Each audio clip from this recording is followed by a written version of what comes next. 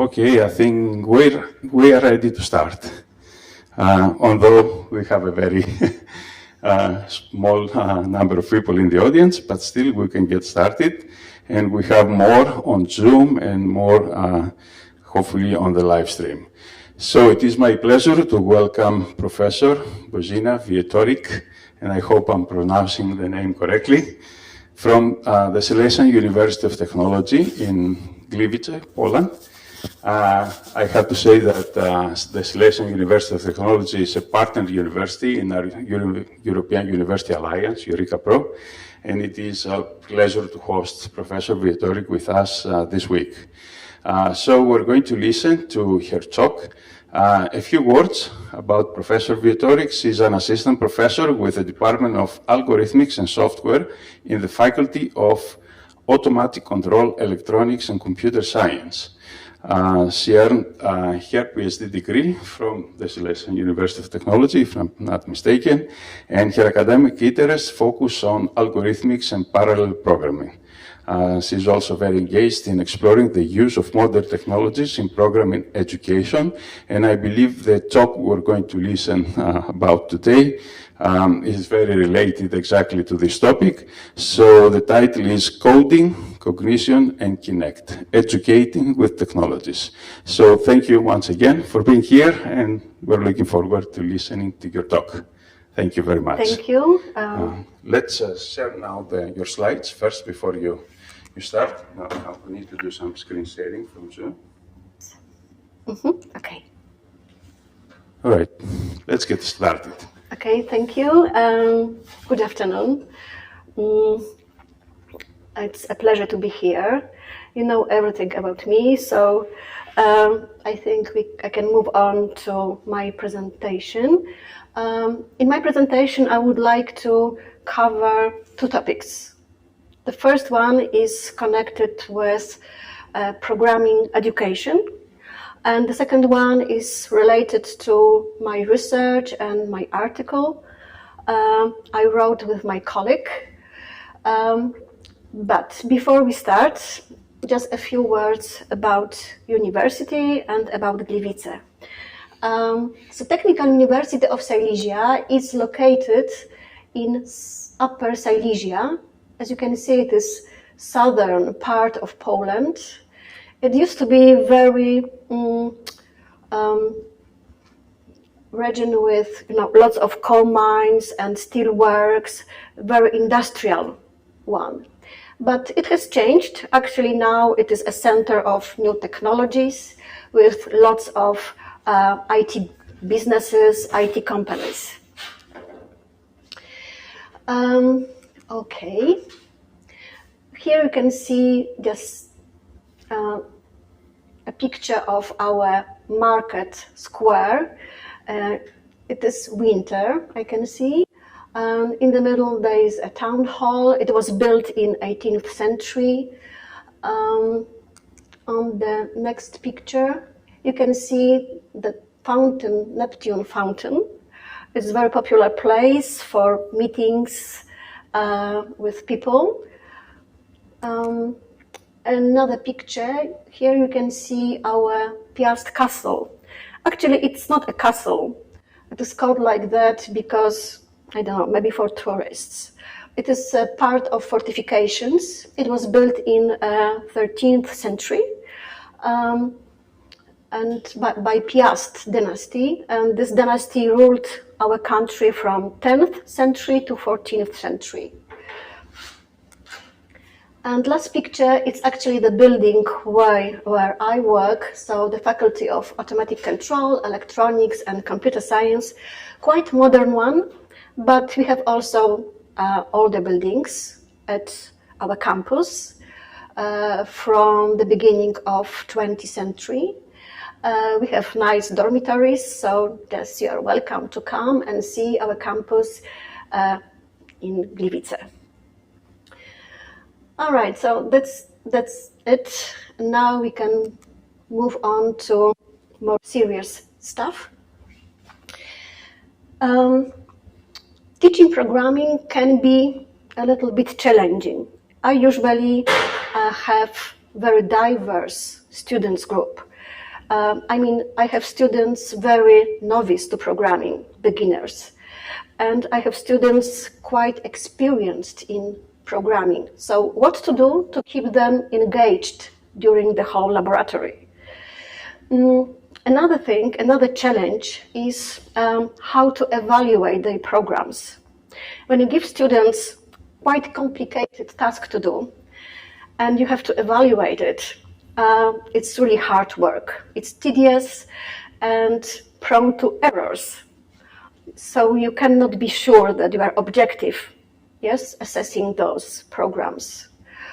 So I thought maybe it is a good idea to use automated assessment systems because they can do my job. So actually you can find different online judge systems in the internet. For example, Code Forces. It's for free for everybody. But I actually use Polish platform, and I will be talking about it just in a minute. When you use these online judge systems, you don't have to check codes manually, because it is checked automatically against prepared test cases. That's one thing. Students get immediate feedback and they know the score. They can just work on these platforms also at home.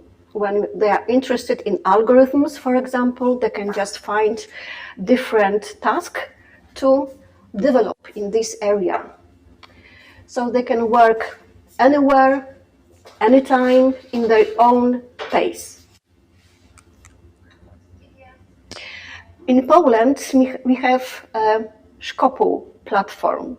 It was actually developed for preparing competitions, algorithmic competitions. So there are hundreds of different algorithmic tasks just ready to use. Teachers can also prepare their own tasks. What you should do is just give the description of the task, prepare test cases and correct answers for each test, and then give some limitations to time, to memory, and score for each test. And that's it. Szkopu, so our platform, as I said, it was used for preparing and organizing algorithmic competitions. Actually, Polish teams, Polish students are very good at it. So in International Olympiad in Informatics, we won over 130 medals, including 44 gold ones. Only Chinese students are better. So we are really good at it, and students just use this platform to prepare for those Olympiads. The national one and the international one. There's also Baltic Olympiad in informatics, so it's very useful for them. As you can see on the slide at the bottom, there's a ranking, so students can see how their programs work, if they work or no, and they can compare with each other. Here you can see the names of the students. Here are the tasks and scores for each task. You can see there are lots of 100 points, some zeros, and some 20s and others. So how does Szkopu work? Students just implement program according to the task.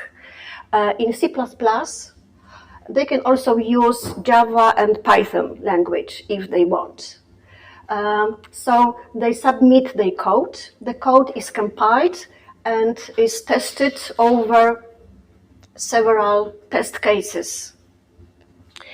And they give feedback if, the test is okay. For this test, program works. You can see it. Maybe I can enlarge it if it is possible. Let me check. Okay. Here you can see the feedback. So you can see for the first test, it was okay.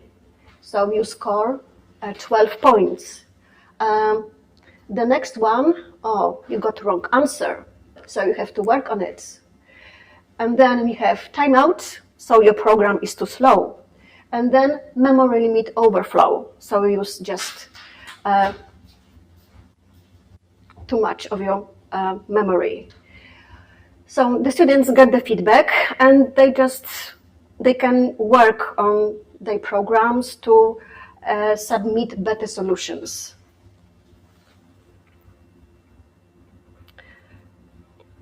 All right, so the score is from 0 to 100. It's based on the test cases.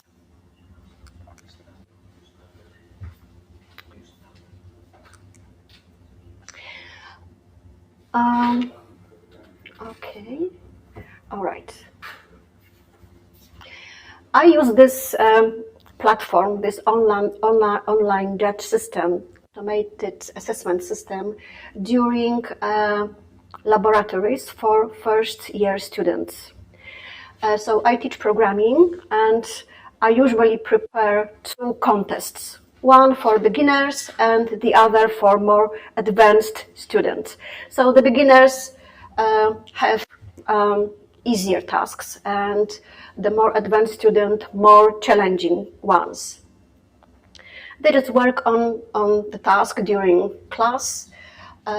If this is not an assessment, they can just finish it at home, or they can find any other task on the platform if they're interested in developing their skills.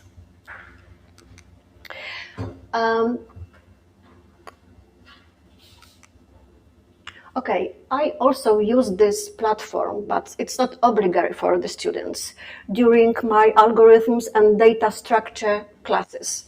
So I usually prepare or look for tasks which are related to topics I cover during the class. And I usually try to find tasks that are connected with real-world problems, so that students can see where they can apply this particular algorithm. I think it is good for them.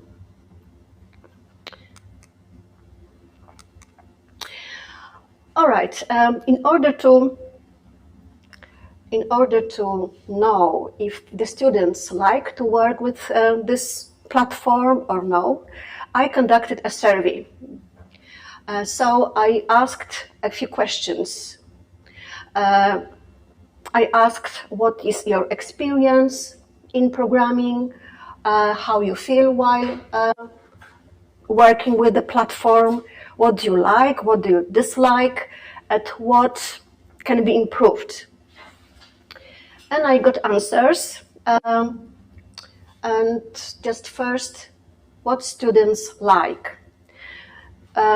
Most of the students just like very much this quick feedback and objective evaluation. More advanced students pointed out that when they solve quite hard task, they feel satisfied with it. And they feel motivated to do even more, to move up in ranking. So they like this competitive element in this platform. What students dislike? I think it's okay. What students dislike? Mostly beginners and novice to programming complained that the feedback is not enough. If there is something wrong, they don't have 100 points. There is something wrong for a particular test or a lot of tests. They just don't know what to do, where to find the error.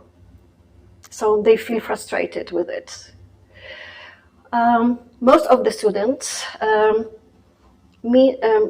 mentioned that maybe it would be better to have an access to test cases so that they can check particular test, run the program for the particular test and check what is wrong.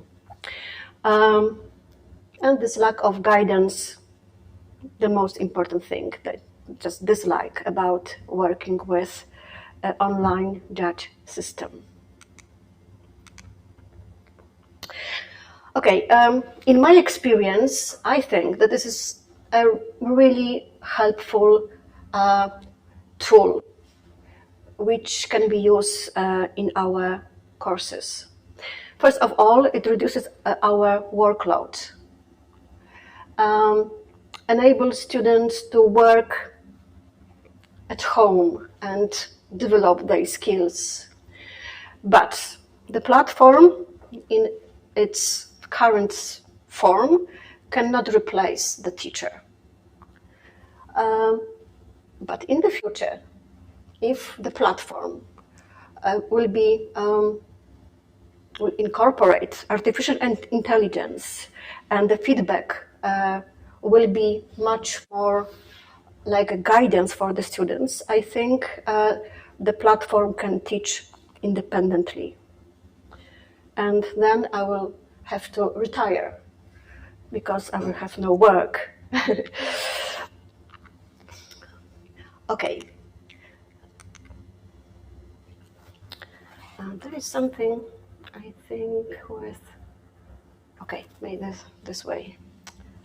Okay, I know what to do. Okay. All right, so now the second topic, connected with the article I wrote with Jacek Szedel, my colleague from the Department of Algorithmics and Computer and Software. The article's title is Estimating Ego States, the Machine Learning Perspective. So in this project, we want to make an intersection between artificial intelligence and psychology. More precisely, we want to just use machine learning techniques to estimate ego states, which are defined in transactional analysis. Just a few words about this transactional analysis. So it is psychological theory and method of therapy developed by Eric Berne. The main idea is that our personality is structured in three distinct ego states: parent, adult, and child. They just interact with each other. We shift between those ego states. What does it mean that our personality is in parent state? When we are in parent state, we are very controlling, critical. We think you should, you must, it is not allowed. We can also be very caring and supportive. And we are usually in this, unconsciously of course, in this state when we are stressed or when we are taking care of others, people, yes? Okay, adult state. Adult state is very rational, logical, solves problems based on facts and reasons. So it's actually crucial state for our personality because it helps us to solve problems, to develop, and actually the transactional analysis, the main goal of this is to make it stronger in our personality, because it also helps us to have a good relations with people. Okay, child state. Child has all the emotions. So child is spontaneous, creative, playful, joyful, but can also be feel guilt and anxiety.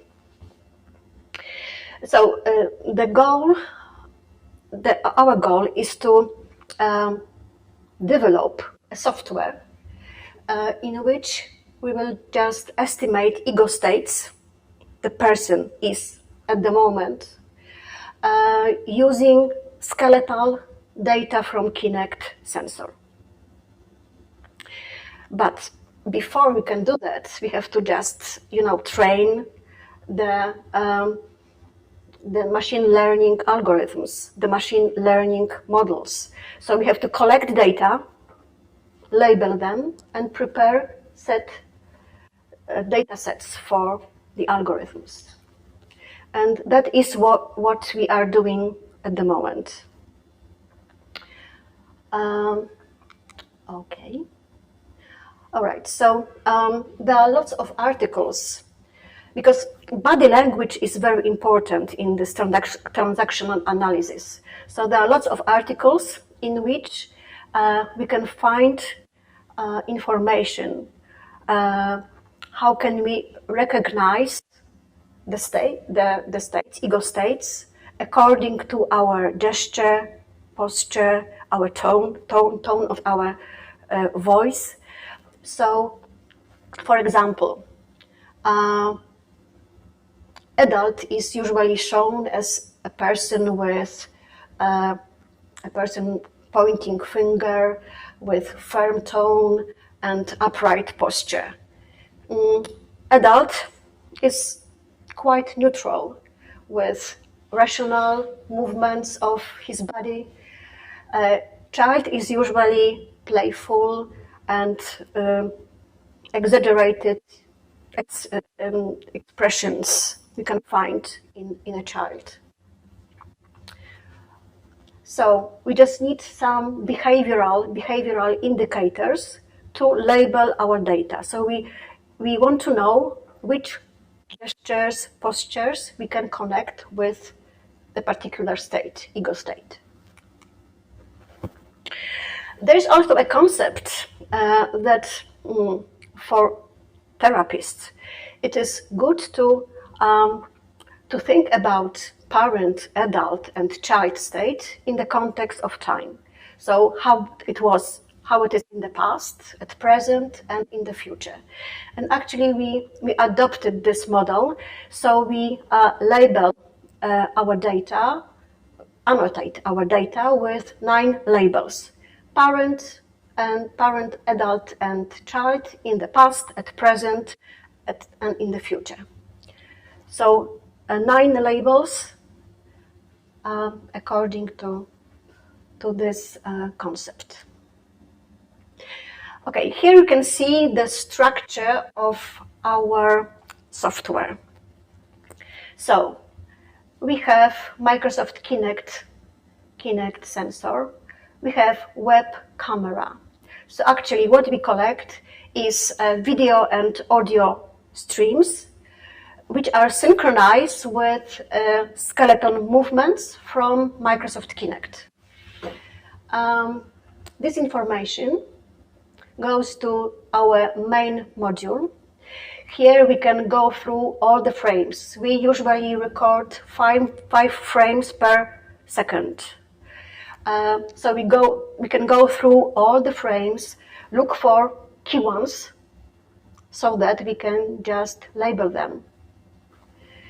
After that, we can visualize the results. All the information we gather from those sources is kept in a database system. How to collect data? We actually started by asking 15 students of our university to describe projects they are working on recently. So the students first, at the beginning of the recording, they just were describing the project, and then they were asked questions. You can see some of them just at the bottom, because we would like to, have the information from the past, in the future, at present. So we asked some questions to gather, to collect the data.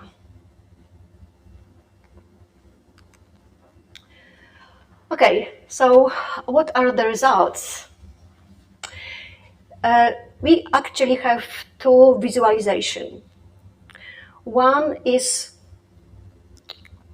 connected with one participant, with one individual. So you can see actually at the bottom left corner, you can see frame clouds. It means that we layered frames one over another for one particular student to see, the intensity of his movements, how they behave, and they behaved very differently.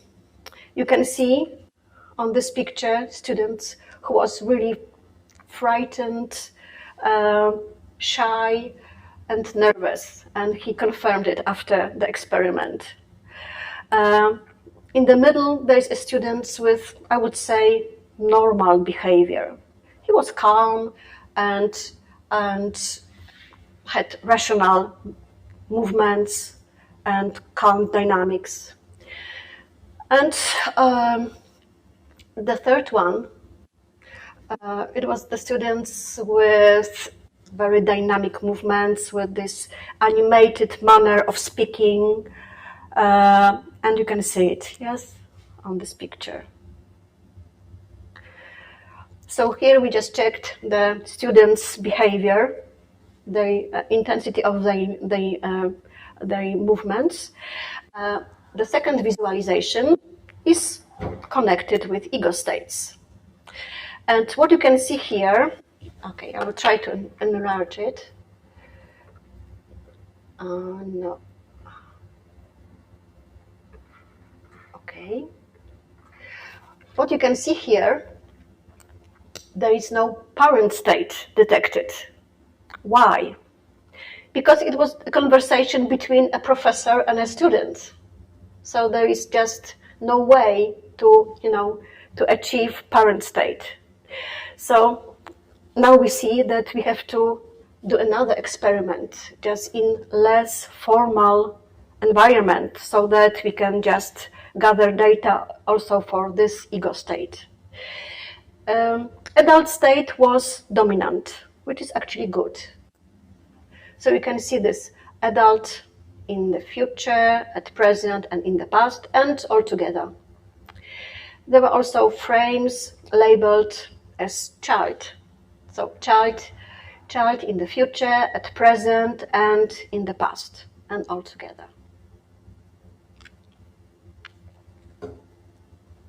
So it was the second visualization. Okay.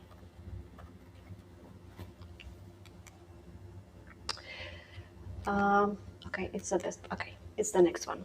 All right, so we believe that this tool, this software, can be very useful in education. For example, we can use it for training teachers to see if they have the balance between an adult state and child state. Because they have to be enthusiastic, yes, but also clarify the explanations. We can also use this software when it can be also used for teachers who, for example, prepare video lectures or podcasts. They can just, it can help them to prepare, to create more engaging ones. It can be also used analyzing the communication between teacher and students in a classroom. Because our software is expandable, so we can also put one module which will read text messages, and you can also estimate ego states in texts. So we can go through emails, let's say emails, chats, and forum posts, and try to find those ego states also there.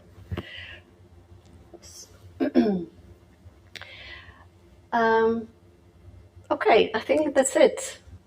Thank you for your time and attention. I hope it was a little bit interesting for you.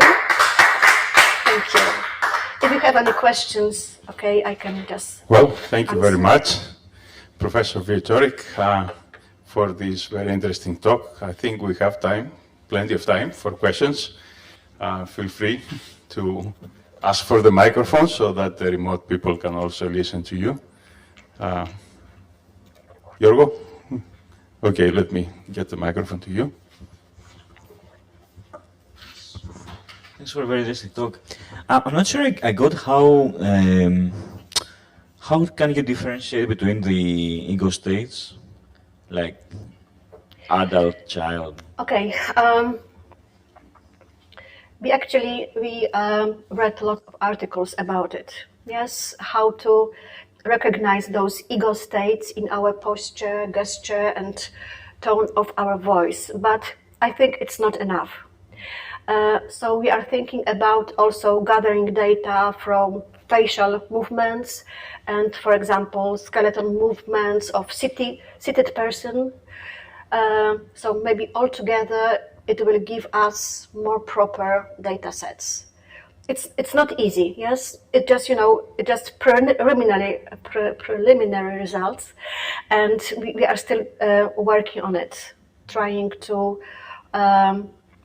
maybe to gather more information, more streaming channels, to be sure that we can recognize those ego states more precisely, yes, for those data sets. It's not easy. Yes, it's not easy. There is bibliography in the psychology. There is psychology biography on how, like, the posture. Yes, we are connects to those ego states. So these ego states, like those three ones, they are a standard thing in the literature, or is it you coined them? Is like your approach? Theory, yes, it's a psychological theory. Okay.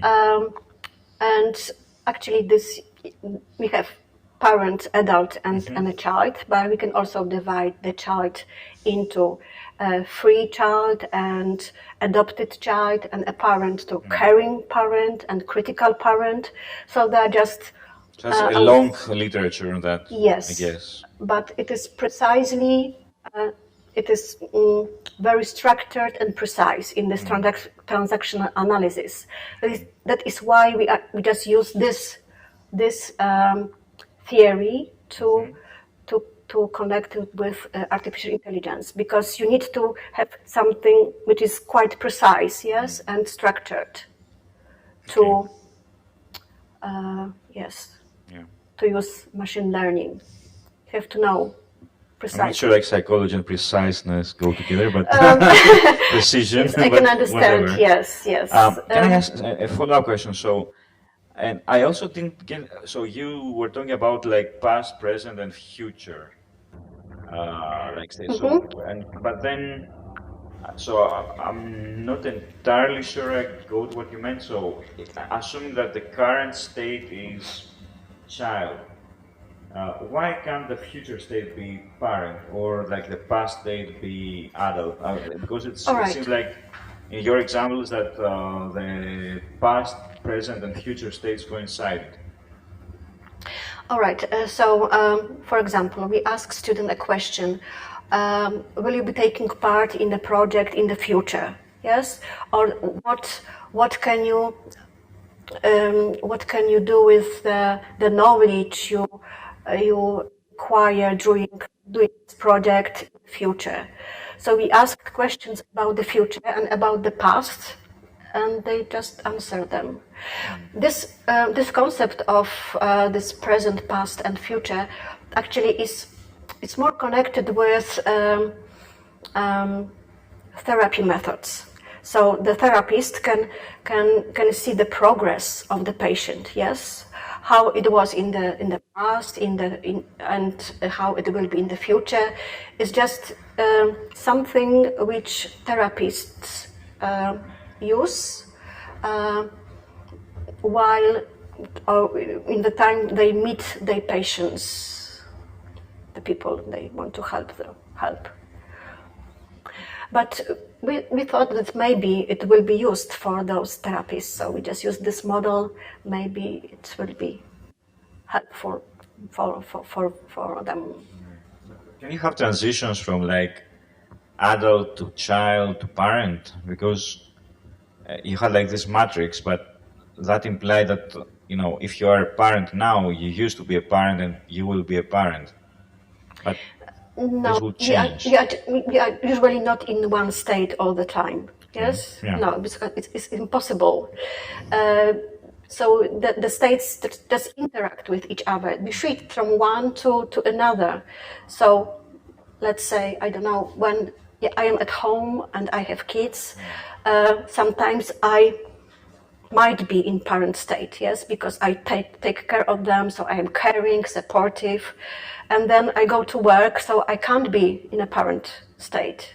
I have to be in adult state. Yeah, I get it. So, Okay. but you seem to imply, say, because you were showing these examples, you seem to imply, but maybe I didn't get it, that, you know, you go from parent to parent to parent, but that's not the case in your slides.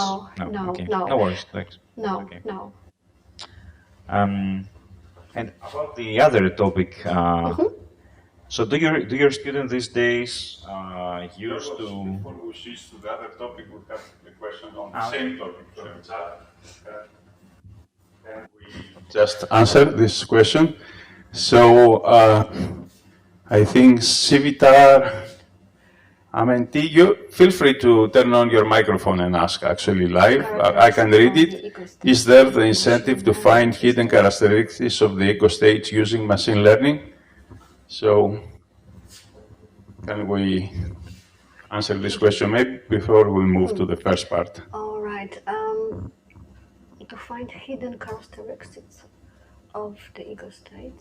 I think the question is if there is any motivation to find hidden characteristics of the ego What do you mean states. hidden character? Maybe you can elaborate on your question. Feel free to turn on your microphone and speak. Can Okay? you hear me now? Yeah, we can hear you. Yes, my question is if we, you have the incentive to, besides the characteristics that you have found in the literature that you talked about with for the previous question, if you want to also find hidden characteristics using the data that you get from the kinetics. What do you mean hidden characteristic? Hidden characteristics that are not shown, are not so visible, they're hidden, uncovered. The not in the literature, things that only the machine with the camera that can. Things that are not in the literature, but maybe discovered through the camera. All right, but you know, you have to know how to classify those I don't know, gesture or posture or something which might be hidden. So I'm not sure actually how to do that, because we focus on this behavioral indicators. Yes, so we just know what can we connect with a particular state. But I don't know, we will see how it goes. because we haven't started incorporating artificial intelligence. So this machine just to help a little bit, it seems that with new technologies, when you have a camera, you have a Kinect, you can capture a lot of information from a person, like motion and maybe repeated gestures and things like that. So I think the question refers to possibly new features or new characteristics that might be discovered using these new technologies that were not known before. In that sense, they're hidden. Okay. And so they can actually enhance the existing literature, maybe. All I right. hope I'm interpreting the question correctly. I see a possible, I comment think. that this is exactly okay. Thank you. It is possible, I think. Yes, it is possible. But because our results, this was just one experiment, so we have to do a little more, and we will see how it works. So it is possible, I think. Thank you very much. Thank you. Okay, Yorgos, if you don't mind, I can ask also something on the second part. Let's finish on that part and then move to the first. I was wondering why you focused only on this particular, you probably mentioned that, but I missed it. Why did you focus only on this particular three ego states, like parent, adult, and child? Because there are only three general states. In general, okay. Yes, in this theory. In this theory. And I was wondering, okay, to continue my question, I was wondering with a camera and a Kinect, the first thing I would use to differentiate between a child and the other states is, the size. Right. Was that part of your work, or you probably consider children that are quite tall, let's say, and they cannot be differentiated by height or size?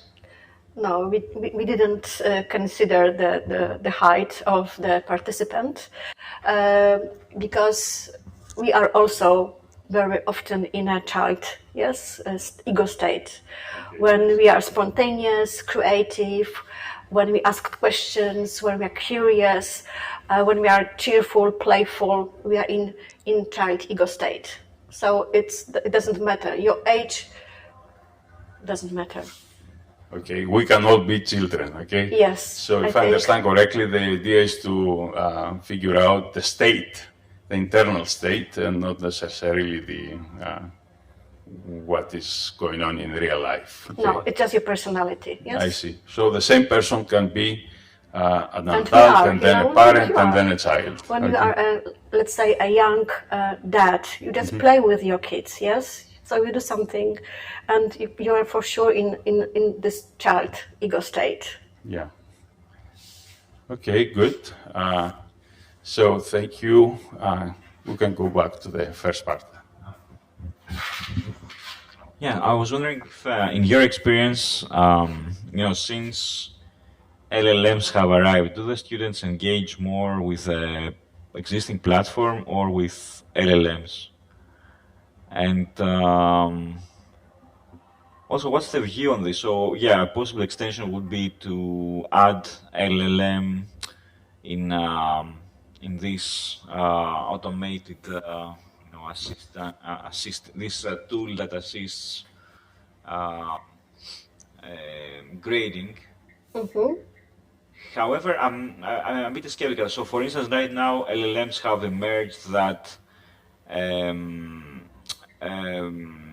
so actually products have now emerged that promise to do this all the way from beginning to the end. The teacher wouldn't have to even open the the assignment.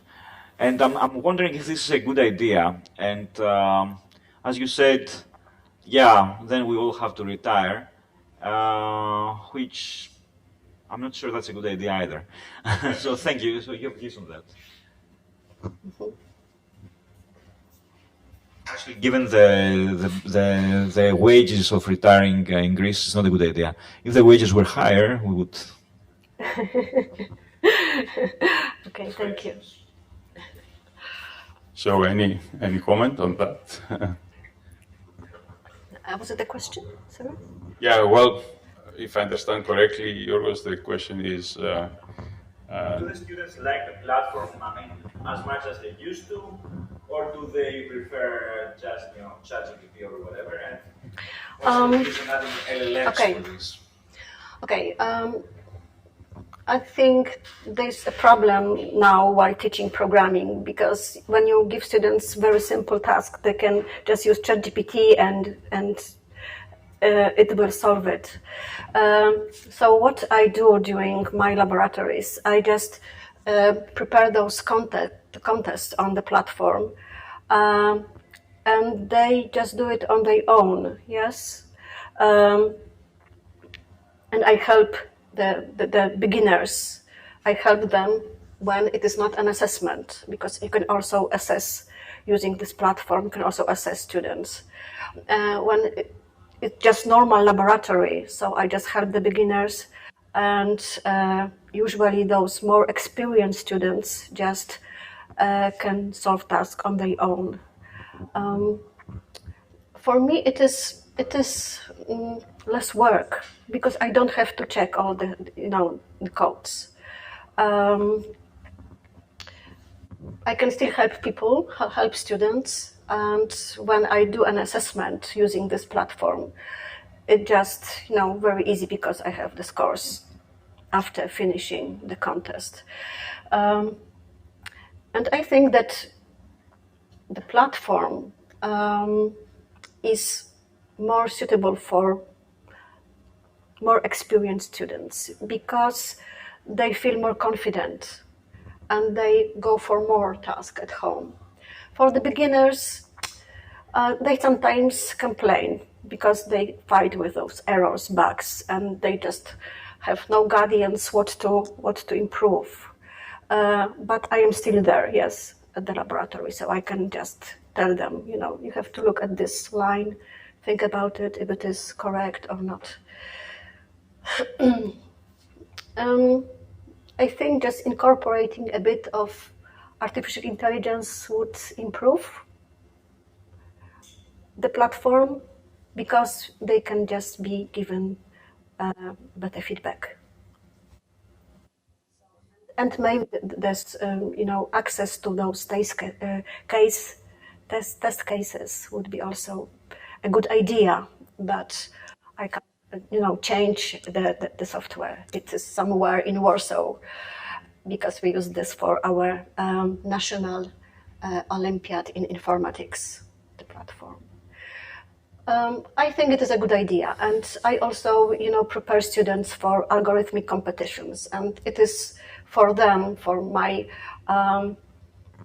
scientific circle, it's just the best thing ever, because there are hundreds of tasks and big archive of algorithmic tasks, so they can just train, implementing hard programs. So if I understand correctly, if you combine this automated grading, let's say, of programming assignments with feedback provided by some kind of AI or LLM model, then we're without job in a few years, right? I can't still... You can identify the movement and everything. You can also have an avatar, like making movements up. Then you can replace the teacher all the way. Possibly, yeah. I think it's the future, unfortunately. So, are there any more questions? And I think we have a few more people on Zoom. I forgot to ask earlier if we have any remote questions. We already had one. So here's your last chance, last call for questions. I think there are no more questions, so we can wrap it up at this point. So thank you for talking about this very interesting topic, actually two topics, okay? One on using new technologies for teaching programming, and the second on recognizing the ego states. And thank you so much for coming here to the Technical University of Crete. we hope to see you once again, or maybe visit you in Gliwice, Poland. Yes, Okay. you are invited. Thank you. All right. Thank you very much. Let's thank you.